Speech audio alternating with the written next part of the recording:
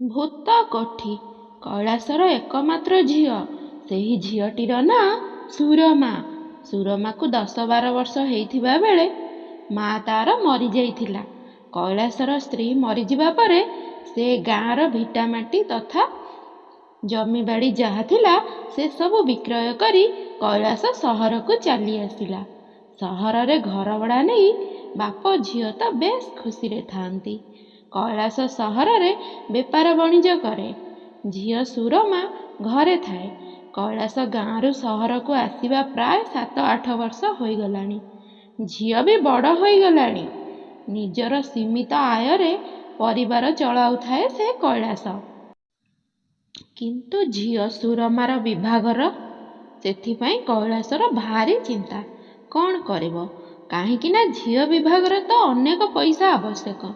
ଦିନକର ଘଟଣା, କୈଳାସ ଗାଧେଇ ପାଧେଇ ଖାଇ ପିଇ ତା ବେପାରକୁ ବାହାରିଥିବା ସମୟରେ ଘର ମାଲିକ ବଳିଆର ସିଂ ଆସି କହିଲା, କୈଳାସ, ଏହି ମାସରୁ ଘର ଭଡ଼ା 50 ଟଙ୍କା ବଢ଼ାଇବି। ଅର୍ଥାତ୍ ଘର ଭଡ଼ା ପୂର୍ବରୁ ମାସିକ 100 ଟଙ୍କା ଦେଉଥିଲ, ଏଣିକି 150 ଟଙ୍କା ଦେବାକୁ ପଡ଼ିବ। ଏହା ଶୁଣି ସେ କୈଳାସ କହିଲା, ଆଜ୍ଞା, ଏତେ ପଇସା ଘର ଭଡ଼ା ଦେଲେ କ'ଣ ମୋତେ ପୋଷେଇବ?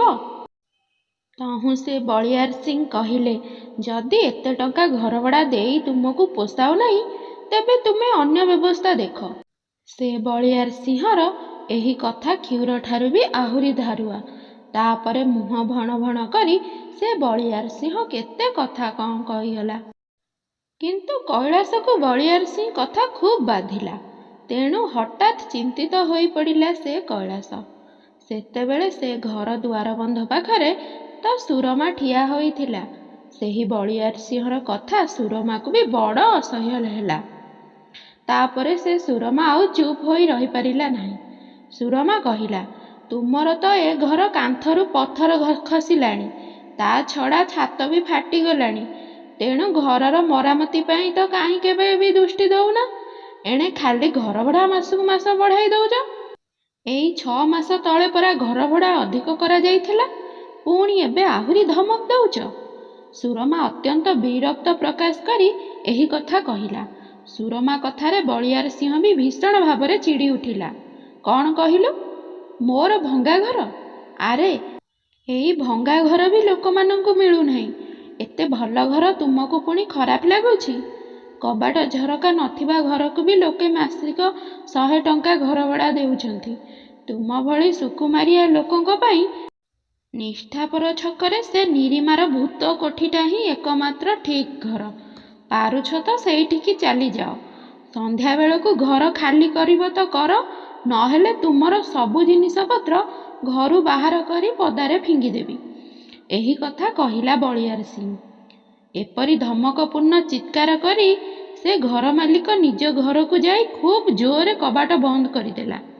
ଅସହାୟ କୈଳାସ ତାଙ୍କ ଝିଅ ସୁରମାକୁ ଚାହିଁ କହିଲେ, ମା ସୁରମା, ମୋର ଯିବାକୁ ତ ଡେରି ହେଲାଣି। ଆଜି ପୁଣି ବେପାର କ'ଣ ହବ କେଜାଣି? ଘରୁ ବାହାରୁ ବାହାରୁ ତ ଅନୁକୂଳ ବିଗିଡ଼ି ଗଲାଣି। ତେଣୁ ତୁ ଏଠି ଥୟ ଧରି ବସ୍।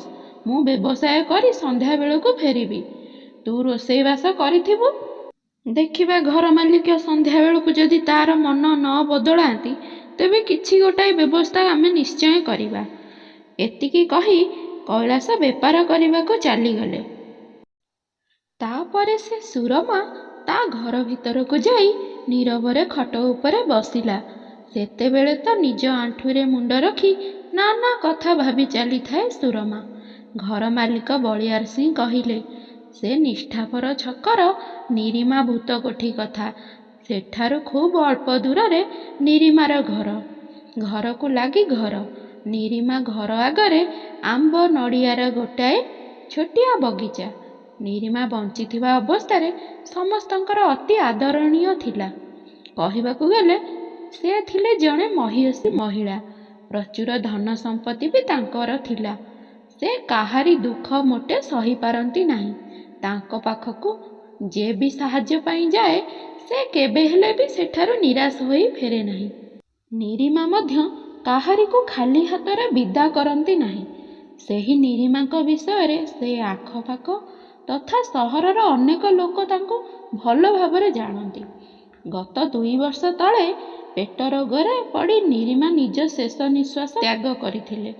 ତାଙ୍କ ପତିଙ୍କର ବହୁତ ପୂର୍ବରୁ ଦେହାନ୍ତ ଘଟିଥିବାରୁ ସେହି ଘରେ ଏବେ ଏକା ରହୁଥାଏ ତାଙ୍କର ଏକମାତ୍ର ପୁଅ ପରମାନନ୍ଦ। ନିରିମା ଜୀବିତ ଥିବା ସମୟରେ ତାଙ୍କ ଘରେ ରୋଷେଇଆ, ନନା, ଚାକର ବାକର ଇତ୍ୟାଦି ସମସ୍ତେ ଥିଲେ। କିନ୍ତୁ ନିରିମା ମରିବାର ଠିକ୍ 6 ମାସ ପରେ ସେମାନେ ସମସ୍ତେ ଘର ଛାଡ଼ି ଚାଲି ଯାଇଛନ୍ତି। ଏହାର ଏକମାତ୍ର କାରଣ ହେଉଛି ଯେ ସେ ଘରେ କୁଆଡ଼େ ନିରିମାର ପ୍ରେତାତ୍ମା ସବୁବେଳେ ଘୂରି ବୁଲୁଛି। ରାତି ଅଧରେ ଦୋଲଦାଲ ଭୁସ୍ଭାସ୍ ଶବ୍ଦ କରୁଛି। ଦିନେ କୁଆଡ଼େ ଜଣେ ଲୋକକୁ ନିରିମାର ପ୍ରେତାତ୍ମା ଆମ୍ବ ନଡ଼ିଆ ବଗିଚାରେ ମାଡ଼ି ବସିଲା। ତାପରେ ସେ ଅଚେତ ହୋଇ ପଡ଼ି ରହିଲା। କିଛି କ୍ଷଣ ପରେ ଯାଇ ସେ ଭଲ ହେଲା।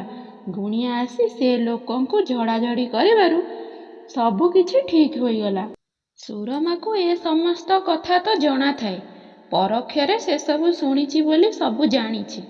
ତଥାପି ବି ତା ମନରେ ଦମ୍ଭ। ତେଣୁ ସେ ସୁରମା ସବୁ ବିଷୟରେ ଭାବିଚିନ୍ତି ଶେଷରେ ସ୍ଥିର କଲା ଯେ ସେ ଘର ମାଲିକ ତ ସନ୍ଧ୍ୟା ସୁଦ୍ଧା ଘର ଖାଲି କରିବାକୁ କହିଛି। ତାପରେ ସେ ସୁରମା ମନକୁ ମନ କହୁଥାଏ, ଏହି ନିଷ୍ଠୁର ଘର ମାଲିକର ଅପମାନ କଡ଼ା କଥା ସହି ଏଠି ଏପରି ରହିବା ଅପେକ୍ଷା ନିରିମାର ସେହି ଭୂତ କୋଠିରେ ରହିବା ଶତଗୁଣେ ଭଲ। ସେ ନିରିମାର ତ ଅନେକ ଘର ଖାଲି ପଡ଼ିଛି। ତାପରେ ସେ ସୁରମା ଶେଷ ନିଷ୍ପତ୍ତି ନେଲା, ସେହି ନିରିମା ଭୂତ କୋଠିକୁ ହିଁ ଯିବ। ଏହିପରି ଭାବି ସୁରମା ନିରିମାର ଘର ଆଡ଼କୁ ଚାଲିଲା। ନିରିମାର ଘର ନିକଟରେ ପହଞ୍ଚି ସୁରମା କହିଲା, ଜଣେ ଯୁବକ କବାଟ ବନ୍ଦ କରି ତାଲା ପକାଉଛନ୍ତି। ସୁରମା ଅନୁମାନ କରି ଜାଣିଲା ସେହି ଯୁବକ ଜଣକ ହେଉଛନ୍ତି ପରମାନନ୍ଦ, ଯିଏକି ନିରିମାର ଏକମାତ୍ର ପୁଅ।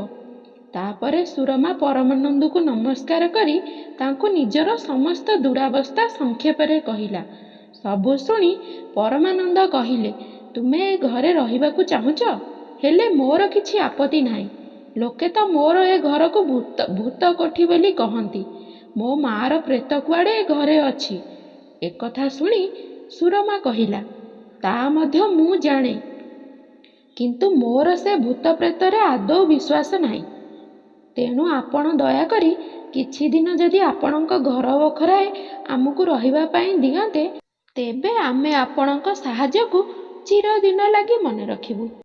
ତହୁଁ ପରମାନନ୍ଦ ସେ ସୁରମାର କଥାରେ ଖୁବ୍ ଆନନ୍ଦ ଅନୁଭବ କଲା। ଏଥୁଅନ୍ତେ ପରମାନନ୍ଦ ଖୁବ୍ ଆନନ୍ଦରେ କହିଲେ, ତୁମେମାନେ ମୋ ଘରେ ରହିବ, ଏହା ତ ମୋ ପାଇଁ ବଡ଼ ଭାଗ୍ୟର କଥା। ତା ଛଡ଼ା ତୁମେମାନେ ଏ ଘରେ ରହିଲେ ଏ ଘର ଏକ ଭୂତ କୋଠି ବୋଲି ଅନ୍ୟମାନଙ୍କ ମନରେ ଯେଉଁ ଭ୍ରାନ୍ତ ଧାରଣା ଅଛି, ତା ତ ନିଶ୍ଚୟ ଦୂରେଇ ଯିବ। ଏହା କହି ସେ ପରମାନନ୍ଦ ସୁରମାକୁ ଚାବି ଦେଇ କହିଲେ, ନିଅ, ସେ ଘର ବଖରାଟି ତୁମର। ଏତିକି କହି ପରମାନନ୍ଦ ସୁରମାକୁ ଚାବି ଦେଲେ। ମୋର ଏକ ଜରୁରୀ କାମ ଅଛି, ମୁଁ କିଛି ସମୟ ପରେ ଆସିବି ବୋଲି କହି ପରମାନନ୍ଦ ସେଠାରୁ ଚାଲିଗଲେ। ଭୂତ କୋଠିର ଏହି ପାର୍ଟ 1 ଏପିସୋଡ଼ଟି ଆପଣମାନଙ୍କୁ କେମିତି ଲାଗିଲା କମେଣ୍ଟ କରି କହିବେ। ଆଉ ଆ ପରେ ଯେଉଁ ପାର୍ଟ 2 ରହୁଛି, ଏଇଟା ଯଥାଶୀଘ୍ର ଆସିବ। ଆପଣମାନେ ଅପେକ୍ଷା କରି ରୁହନ୍ତୁ, ବହୁତ ଇଣ୍ଟରେଷ୍ଟିଂ କଥା ଅଛି, ଶୁଣିବାକୁ ପାଇବେ। ଆପଣମାନଙ୍କୁ ଅନୁରୋଧ, ଏହି ଭିଡ଼ିଓଟି ଯାହା ପାଖରେ ପହଞ୍ଚୁଛି ପ୍ଲିଜ୍ ଲାଇକ୍, ସେୟାର, ସବସ୍କ୍ରାଇବ୍ କରନ୍ତୁ। ଧନ୍ୟବାଦ।